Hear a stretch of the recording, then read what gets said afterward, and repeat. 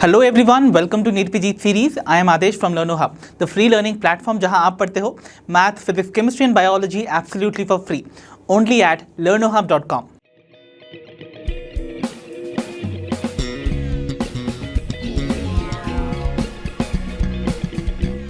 तो बच्चों, आज के सेशन में मैं आपके लिए लेकर आया हूं the must practice question from the chapter biodiversity and conservation. तो आज हम मिलकर प्रैक्टिस करने वाले हैं उन सभी क्वेश्चंस को जो कि इस चैप्टर से लगभग इंपॉर्टेंट है और एग्जामिनेशन में पूछे जा सकते हैं। So without wasting much of your precious time, let's get started.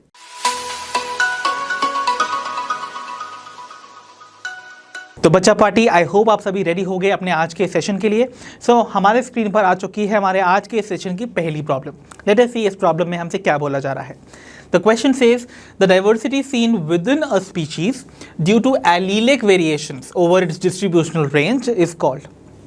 तो एक ही स्पीशीज के विदिन यानी कि अंदर देखे जाने वाली जो भी डाइवर्सिटी है, विभिन्नता होती है, जो कि अराइज करती है एलीलिक वेरिएशंस की वजह से ओवर इट्स डिस्ट्रीब्यूशनल रेंज, यानी कि डिस्ट्रीब्यूशन में एलील के वेरिएशंस यानी कि एलीलिक कॉम्बिनेशंस के वजह से जो वेरिएशन अराइज करते हैं, डाइवर्सिटी अराइज करती है विद इन द स्पीशीज, उसको हम क्या बुलाते हैं। याद करो, हमने इसको ऑलरेडी स्टडी किया था, हमने लेवल्स ऑफ बायोडाइवर्सिटी पढ़ा हुआ है हमारे कॉन्सेप्ट एड ऑन सेशन में। अगर नहीं देखा है तो प्लीज़ जाकर देखा रहो और फिर क्वेश्चंस को प्रैक्टिस करो, ठीक है। सो जल्दी से ऑप्शंस को एनालाइज करते हैं। ऑप्शन ए कह रहा है species diversity, option B genetic diversity, option C ecological diversity या फिर ऑप्शन डी इकोसिस्टम डाइवर्सिटी।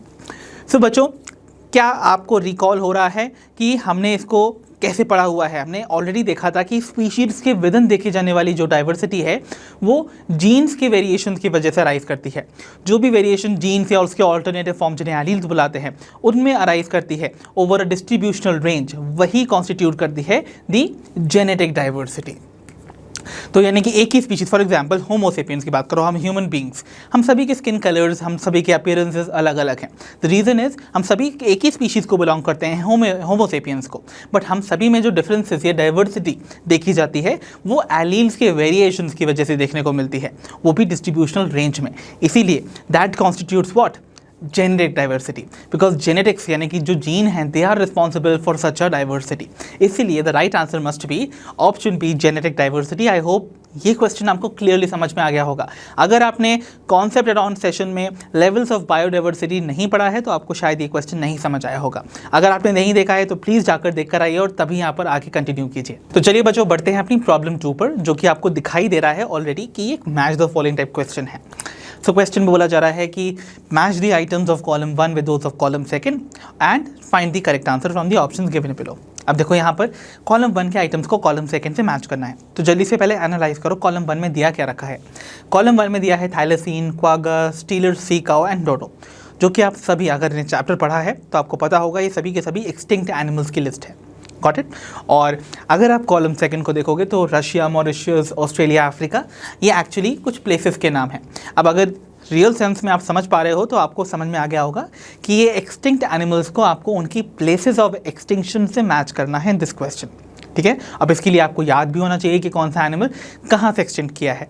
इसके लिए एक पीस ऑफ इन्फॉर्मेशन जो मैं आपको बोल दूँ या फिर एक पीस ऑफ एडवाइस जो आपके लिए है कि आपको हर एनिमल को उनकी प्लेसेस ऑफ एक्सटिंक्शन के साथ मैच करके याद रखना है। तो इसके लिए आप एक लिस्ट बना सकते हो और उसको अपने स्टडी डेस्क पर सामने रख लो, और जितनी बार आप उसके आसपास से गुजरते हो उस पर ज़रूर अपनी नज़र पड़ेगी तो आपको बार बार वो चीज़ें रिकॉल होती रहेंगी।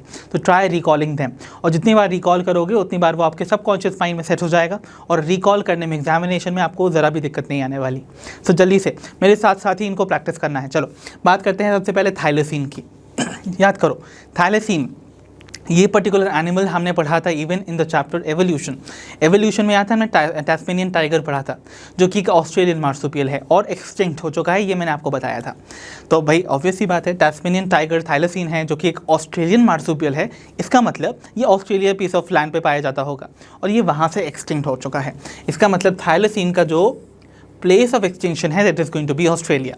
सो the first item that is A is going to match with the third one. So A third से कहाँ मैच है, ओनली ऑप्शन C में। दैट मीन्स हमारा ओनली ऑप्शन C ही करेक्ट होने वाला है, बाकी कोई भी डाउट ही नहीं है कि कोई ऑप्शन करेक्ट हो सकता है। तो बाकी सभी ऑप्शन रॉन्ग हैं। लेट्स वेरीफाई कि ऑप्शन C के बाकी आइटम जो है वो करेक्टली मैच्ड है या नहीं। So next we have is quagga. Quagga is an animal जो कि कहाँ से एक्सटिंक्ट हुआ है, याद करो, exactly from Africa. So quagga extinct हुआ है फ्रॉम अफ्रीका, इसीलिए क्वागा मैच करना चाहिए with the fourth one. So यहाँ पर देखो ये फोर्थ से मैच है अभी। Then we have is the Steller sea cow. Steller sea cow के बारे में हमने देखा था, तो स्टीलर सी काउ जो है वो एक्सटिंक्ट हुआ है फ्रॉम रशिया। ओके, तो यानी कि ये याद रखिए। So this is going to be C. C जो है वो फर्स्ट से मैच करने वाला है, ऑब्वियसली कर रहा है। एंड डोडो के बारे में तो आप जानते ही हो, डोडो मैच करेगा ऑब्वियसली फ्रॉम मॉरिशियस। मॉरिशियस से ये बर्ड एक्सटिंक्ट हो चुकी है, तो इसका मतलब यहाँ पर जो करेक्ट आंसर है that is going to be option C. इसीलिए याद रखिएगा इस टाइप के आप क्वेश्चन खुद से बनाइए अपने लिए भी। एक साइड पर एनिमल्स के नेम, एक साइड पर उनके प्लेसेस ऑफ एक्सटिंक्शन, मैच करो बार बार और अपने आप को प्रैक्टिस कर करके और भी ज़्यादा इसमें प्रोफिशिएंट बनाओ। ठीक है, चलिए अब हम बढ़ते हैं अपनी नेक्स्ट प्रॉब्लम की ओर। तो चलो बच्चों बढ़ते हैं अपनी प्रॉब्लम 3 पर। The question says which of the following is not an example of sacred groves in the Madhya Pradesh. तो मध्य प्रदेश में इनमें से कौन सा जो दिया हुआ सेक्रेड ग्रूव है वो नहीं पाया जाता है, it is not an example जो कि मध्य प्रदेश में मिलेगा। ऑप्शन हैं, option A Bastar region, option B Chanda region, option C Surguja region, या फिर ऑप्शन डी खासी हिल्स। तो आप सभी को याद है चंदा, बस्तर और सरगुजा जो एरियाज़ हैं वो मध्य प्रदेश में पाए जाते हैं और इनके पाए जाने वाले जो ये रीजन्स हैं वो सेक्रेड ग्रूव्स में आते हैं। वाइल जो खासी हिल्स है, याद करो ये खासी हिल्स, ये खासी और जैंतिया हिल्स जो हैं वो आपको देखने को मिलते हैं दी मेघालय।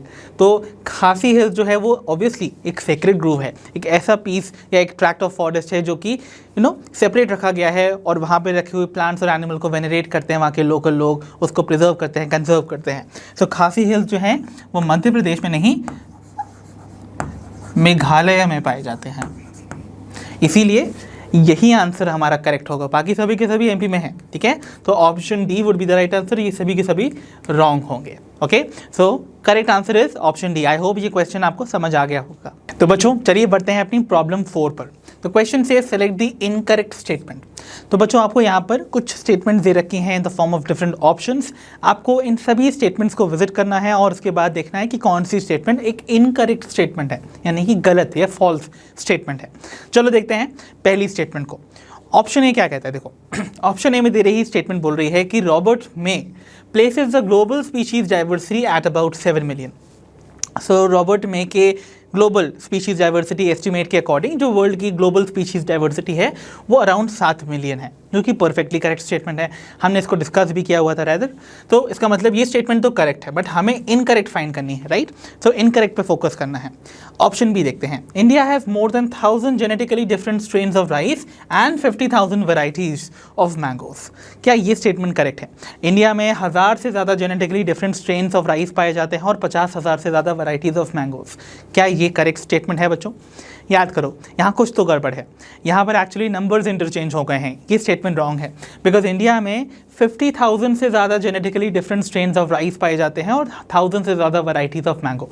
तो यहाँ तो उल्टा लिख दिया गया है। तो यहाँ पर ये 50,000 होना चाहिए था number over here and 1000 over here. तो यानी कि इसको हमें होना चाहिए था 50,000 एंड ये होना चाहिए था 1000, तब ये स्टेटमेंट करेक्ट होता। इसका मतलब ये स्टेटमेंट जो है वो रॉन्ग है बच्चों, और रॉन्ग स्टेटमेंट है, दैट मीन्स इसी को तो मुझे फाइंड करना था। सो ये हमारा करेक्ट आंसर होने वाला है। So the right answer must be option B. While अगर ऑप्शन सी एंड डी की बात की जाए जल्दी से पहले तो वेरीफाई कर लेते हैं। सो ऑप्शन सी में बोला जा रहा है out of every 10 animals on this planet 7 are insects. Correct है ना? जी हाँ। सो अगर ये करेक्ट है तो इसका मतलब ये हमें एलिमिनेट करना था बच्चों। देखो याद करो, मैंने आपको बताया था सारे एनिमल्स में सबसे ज़्यादा जो स्पीशीज़ रिच टैक्सोनॉमिक ग्रुप है वो इंसेक्ट्स है। More than 70% of the animals जो है वो इंसेक्ट्स ही हैं, है ना। इसीलिए तो जो क्लास इंसेक्टा है वो सबसे ज़्यादा आर्थ्रोपोडा को सबसे लार्जेस्ट फाइलम बनाता है अमंगस्ट एनिमल किंगडम। तो इसीलिए बिकॉज एनिमल्स के अंदर आने वाले जो इंसेक्ट्स हैं वो सबसे ज़्यादा हैं। तो इसका मतलब क्या हुआ, अगर 70% ऑफ द एनिमल्स क्या हैं, इंसेक्ट्स हैं, तो इसका मतलब हर 10 में से 7 एनिमल जो हैं वो इंसेक्ट्स होंगे। इसीलिए ये स्टेटमेंट परफेक्टली करेक्ट बताई जा रही है, ठीक है। और बात करते हैं ऑप्शन डी की। तो बोला जा रहा है Western Ghats, Himalayas and the Indo Burma region are among the biodiversity hotspots of the world. So world में प्रेजेंट जितनी भी टोटल एनसीईआरटी के अकॉर्डिंग 34 बायोडाइवर्सिटी हॉटस्पॉट्स हैं, उनमें से 3 बायोडाइवर्सिटी हॉटस्पॉट जो कि दे रखे हैं ये इंडिया में पाए जाते हैं और ये परफेक्टली करेक्ट है, इसलिए इसको भी हमें एलिमिनेट करना पड़ता है। So finally the right answer must be option B in this case. I hope ये क्वेश्चन आपको क्लियरली समझ आया होगा। तो बच्चों अब हमारे सामने है प्रॉब्लम नंबर 5। आइए देखते हैं इस क्वेश्चन में हमसे क्या पूछा जा रहा है। The question says which of the following taxonomic groups has the greatest species diversity. So दिए हुए इन टैक्सोनॉमिक ग्रुप्स में से सबसे ज़्यादा आपको स्पीशीज डाइवर्सिटी किस ग्रुप में देखने को मिलती है, यानी कि किस में सबसे ज़्यादा नंबर ऑफ स्पीशीज पाई जाती हैं। ठीक है, ऑप्शंस हैं, option A fungi, option B reptiles, option C amphibians या फिर option D the fishes. So आप सभी को याद होगा बच्चों, जो फंजाई हैं फंजाई के बारे में मैंने आपको इन्फॉर्मेशन ये दी थी कि फंजाई की जो टोटल स्पीशीज़ का नंबर है वो इतना ज़्यादा है कि वो total sum of reptiles, amphibians, fish और मैमल्स को भी मिला लिया जाए ना तो उससे भी ज़्यादा होगी। तो नंबर ऑफ जो फंगल स्पीशीज़ हैं, फंगल स्पीशीज़ का जो टोटल नंबर है इट इज़ ग्रेटर दैन, याद रखना है ये इन्फॉर्मेशन आप सभी को, बिकॉज ये टेक्स्ट पे से बिल्ड इन्फॉर्मेशन है, राइट। तो ये किसके से ज़्यादा होने वाली है, fishes, amphibians and reptiles plus mammals। In 4 taxonomic groups को अगर आप जोड़ लो ना तो इन सभी टैक्सोनॉमिक ग्रुप्स में जितनी स्पीशीज़ प्रेजेंट हैं उन सबसे ज़्यादा, इन सबका कंबाइंड टोटल निकालने के बाद भी उन सबसे ज़्यादा फंगल स्पीशीज़ का नंबर निकलेगा। तो फंगल स्पीशीज़ जो है वो हमेशा आपको इन सभी ग्रुप्स के टोटल सम से बराबर के सबसे ज़्यादा देखने को मिलेगी। तो इंडिविजुअली तो फंगल स्पीशीज़ सबसे ज़्यादा होगी ही, राइट। तो इसका मतलब क्या होगा, option A fungi should be our right answer in this case. So tricky question है, टेक्स्ट से बना है, but obviously it is quite logical. तो राइट आंसर ऑप्शन ए होने वाला है इन दिस केस। तो बच्चों चलिए बढ़ते हैं towards problem number 6 now. The question says which of the following is a large predator fish of Lake Victoria responsible for the elimination of unique assemblage of endemic fish species। ठीक है, तो बच्चों एक ऐसी फिश का आपको नाम बताना है इन ऑप्शंस में से जो कि एक लार्ज प्रेडेटर फिश है और जिसको जब लेक विक्टोरिया जो कि पाई जाती है ईस्ट अफ्रीका में इंट्रोड्यूस किया गया, तो इंट्रोडक्शन के बाद वहाँ पर पाई जाने वाली जो लोकल फिश स्पीशीज थी जो कि कहीं और नहीं पाई जाती थी, दैट मीन्स वो एंडेमिक थी, उन सभी का उसने एलिमिनेशन कर दिया, मतलब उन सभी को एलिमिनेट कर दिया फ्रॉम दैट लेक। ठीक है, तो कौन सी है भाई वो लार्ज प्रेडेटर फिश जिसने यहाँ पर एलिमिनेशन कॉज किया था of the unique assemblage of these of those local endemic fish species. Option हैं, option A Eichhornia, option B Nile perch, option C Clarias या फिर option D the cichlid. So अब आपको याद करना है बच्चों सिंपल वो concept, that is the invasion by the different alien species. So यहाँ पर आप सभी को याद होना चाहिए इकॉर्निया एक प्लांट स्पीशीज है, नॉट अ फिश स्पीशीज। इसका मतलब ये तो आंसर करेक्ट नहीं हो सकता है। Eichhornia which is water hyacinth, right, invasive है बट ये प्लांट है। हमें पता करना है नाम उस लार्ज प्रेडेटर फिश का। Next is Nile perch. अगर आप सभी को याद आ रहा होगा नाइल पर्च का एग्जाम्पल हमने लिया था। So Nile perch yes is that predator fish जो कि लार्ज फिश है जिसको लेक विक्टोरिया में जब इंट्रोड्यूस किया गया तो वहाँ पर पाई जाने वाली एक unique assemblage of more than 200 species of the cichlid fishes का एलिमिनेशन हो गया। तो नाइल पर्च ही वो लार्ज प्रेडेटर फिश थी और जिसका एलिमिनेशन उसने किया था वो किकलेट फिशेज़ थी। इसका मतलब ये तो वहाँ की पाई जाने वाली नॉर्मल फिशेस थी जो लोकल आप कह सकते हो स्पीशीज़ थी ऑफ दी फिशेस। और क्लैरियस गैरिपिनस जो कि अफ्रीकन कैटफिश है उसका इंट्रोडक्शन जब इंडिया में किया गया तो वहाँ पर इंडियन जो कैटफिशेस हैं उनका एलिमिनेशन हो गया। बट यहाँ बात हो रही है लेक विक्टोरिया की, तो obviously the right answer must be option B in this case. तो बच्चों आइए बढ़ते हैं towards problem 7 now. The question says if we consider species area relationship for the entire continent the regression coefficient that is z value will lie in the range of। तो बच्चों आपको बताना है कि अगर हम स्पीशीज एरिया रिलेशनशिप को consider कर रहे हैं एक एंटायर कॉन्टिनेंट के लिए which is a very big piece of land, right, तो आपको जो रिग्रेशन कोएफिशिएंट यानी कि z की वैल्यू है वो किस रेंज में लाई करती हुई नजर आएगी। सो आई होप आप सभी को याद होगा अलेक्जेंडर वॉन हम्बोल्ट का वो स्पीशीज एरिया रिलेशनशिप का इक्वेशन जिसको रिप्रेजेंट करते हैं like this, which is log of species richness is equals to log C plus Z log A।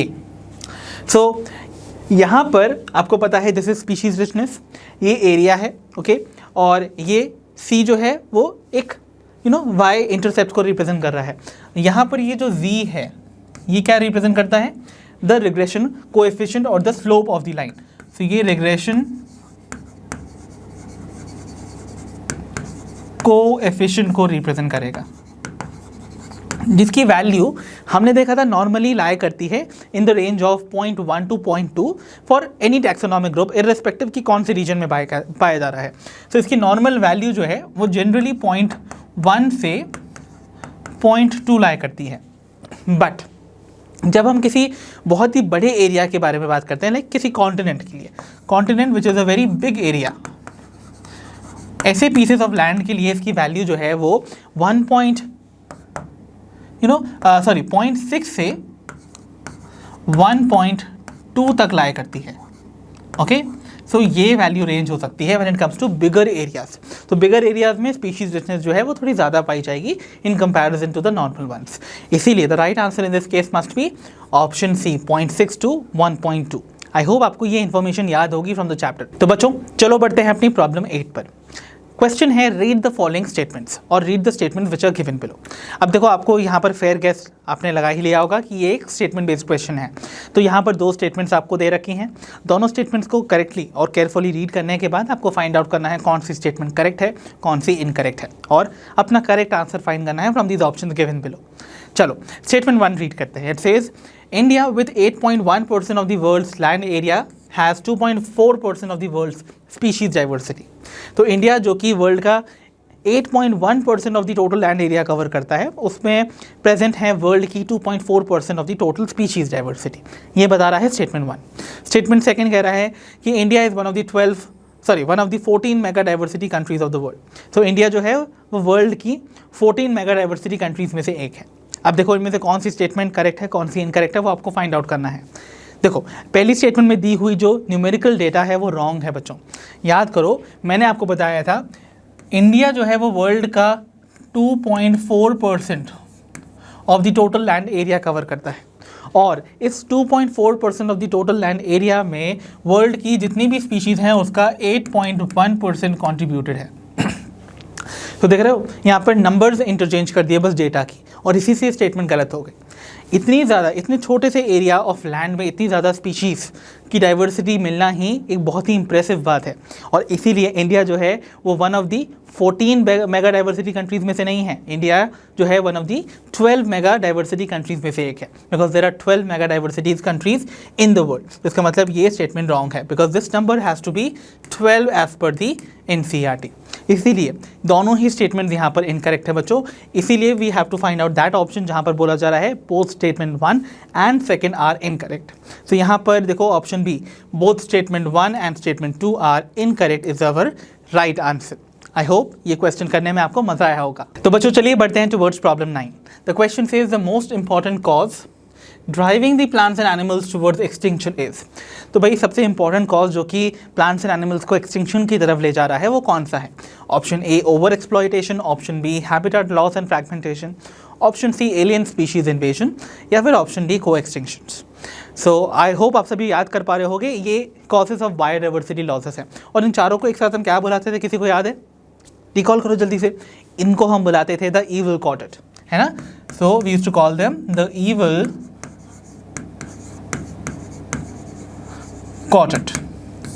अब इस ईविल क्वार्टेट में से सबसे ज़्यादा जो ईविल कॉज है फॉर बायोडाइवर्सिटी लॉस वो है the habitat loss and fragmentation, जो कि सबसे इंपॉर्टेंट कॉज है फॉर बायोडाइवर्सिटी लॉस और स्पीशीज़ की एक्सटेंशन के लिए।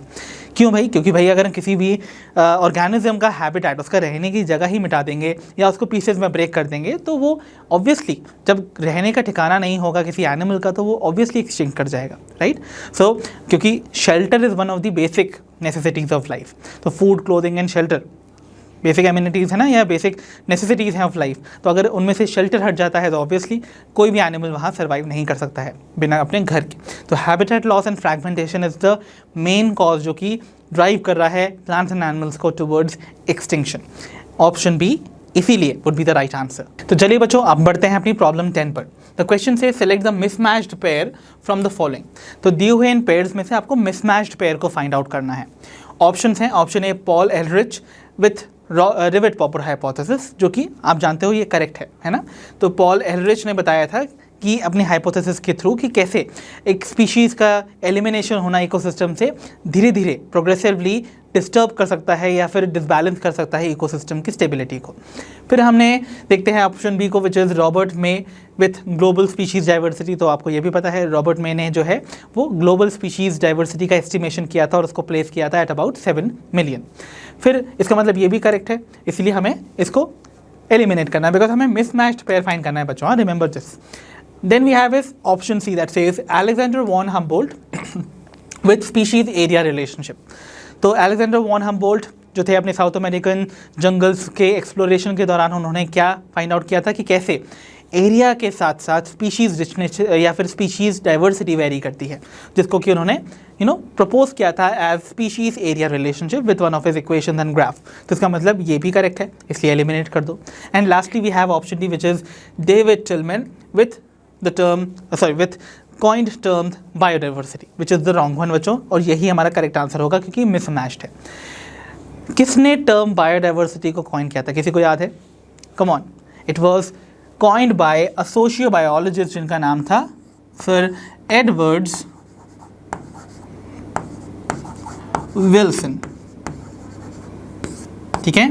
और डेविड टिलमैन ने अपने एक्सपेरिमेंट्स के थ्रू बताया था कि कैसे स्पीशीज रिचनेस जो है वो इकोसिस्टम को ज़्यादा स्टेबिलिटी प्रोवाइड करती है। ओके, सो यहाँ पर टर्म बायोडाइवर्सिटी को कॉइन करने वाले थे एडवर्ड्स विल्सन, इसीलिए याद रखिएगा ऑप्शन डी मिसमैच्ड है and hence would be our right answer. तो चलो बच्चों बढ़ते हैं अपनी प्रॉब्लम नंबर 11 पर। Question says read the following statements and select the correct set from the options that follow. So आपको यहाँ पर कुछ स्टेटमेंट्स दे रखे हैं बच्चों, 3 स्टेटमेंट्स को रीड कीजिए और फाइंड कीजिए from the options given below कौन कौन से वो स्टेटमेंट्स का सेट है जो करेक्ट है। पहली स्टेटमेंट देखते हैं, Khasi and Jaintia hills of the Maharashtra are examples of sacred groups. Khasi and Jaintia hills of Maharashtra wrong है बच्चों, of Meghalaya are the examples of sacred groups, ये तो मैंने बता रखा है, इसका मतलब ये एक रॉन्ग स्टेटमेंट है।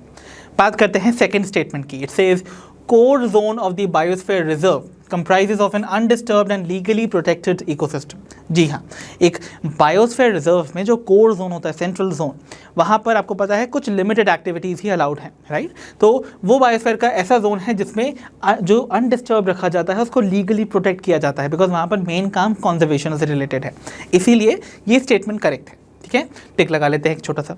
देन उसके बाद third statement says increased biodiversity leads to lesser fluctuations in the biomass year to year. तो अगर किसी भी लैंड एरिया की बायोडाइवर्सिटी ज़्यादा है तो वहाँ पर साल दर साल जो बायोमास में फ्लक्चुएशंस हैं वो बहुत कम होंगे। ओके, मतलब वो लगभग स्टेबल बायोमास मेंटेन करेगा वो इकोसिस्टम अगर वहाँ पर बायोडाइवर्सिटी इंक्रीज रहेगी। ये हमने ऑलरेडी देखा था डेविड टिलमैन के एक्सपेरिमेंट्स के थ्रू। इसका मतलब ये स्टेटमेंट भी करेक्ट है। तो यानी कि यहाँ पर करेक्ट सेट ऑफ स्टेटमेंट कौन कौन सी हैं? Second and the third one.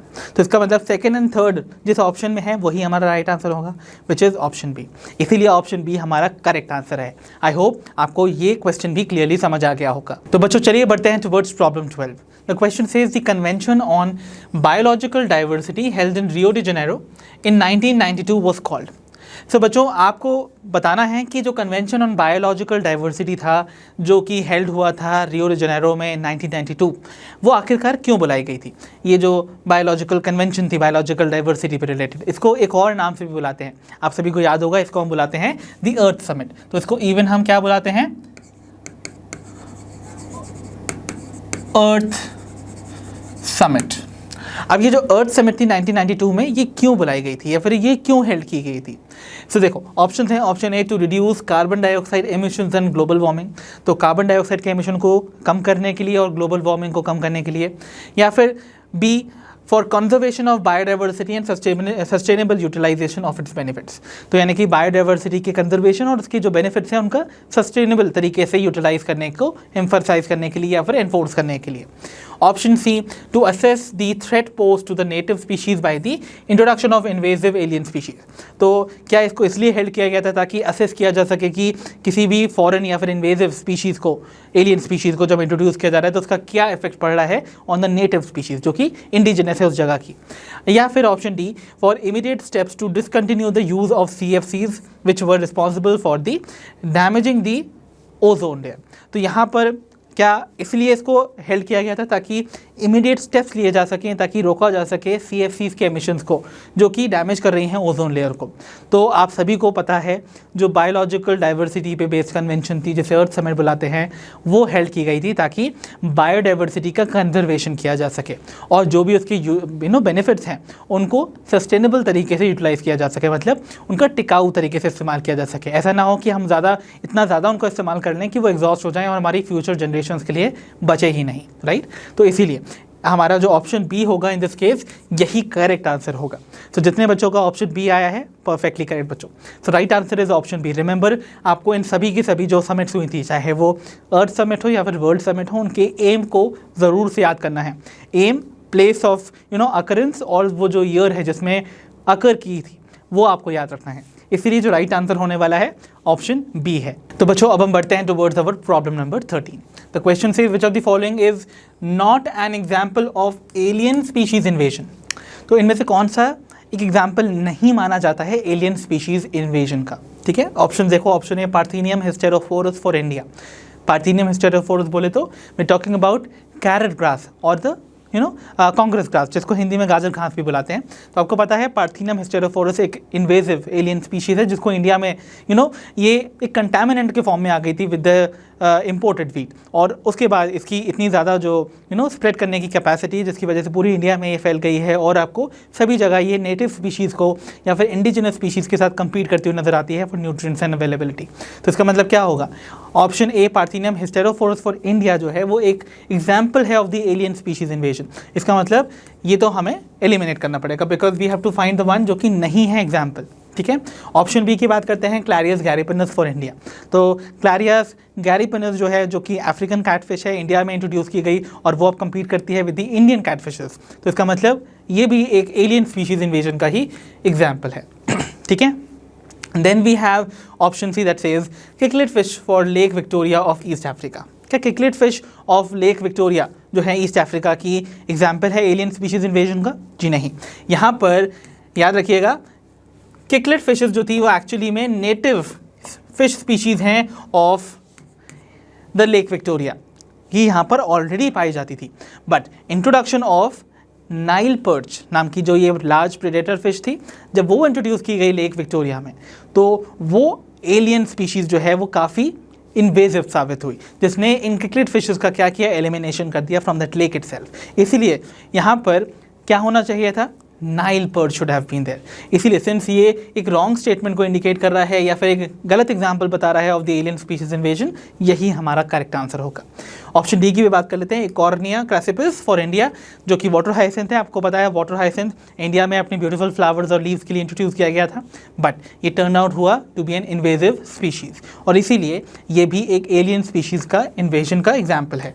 ठीक है, इसीलिए हमारे जो A, B and D option है वो रॉन्ग है and option C should be our right answer. So बच्चों अब हम बढ़ते हैं towards the last problem of today's session और एक सिंपल क्वेश्चन के साथ अपने सेशन को एंड करते हैं। We have to find the odd one out. तो आपको यहाँ पर कुछ पर्टिकुलर कंजर्वेशन स्ट्रैटेजीज दे रखी हैं और आपको फाइंड करना है एक ऑड वन को।